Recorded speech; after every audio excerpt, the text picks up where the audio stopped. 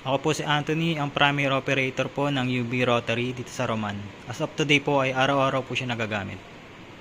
This week, ang UV Rotary ay naka 29 pieces. Ito naman po ang consumable sa varnish, sa white, sa black, sa yellow, sa magenta, at sa cyan. At ito naman po ang aking ink supply.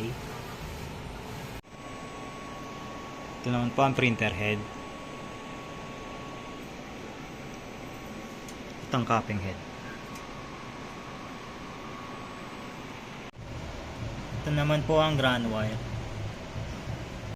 At ito naman po ang AVR. Ito naman po ang head clean.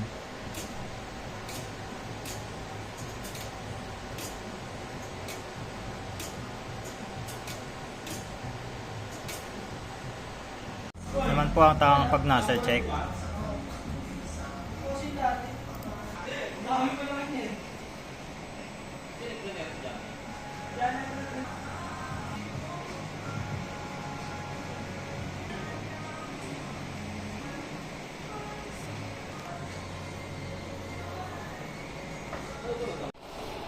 Yan po ang aking waste tank at araw-araw ko po itong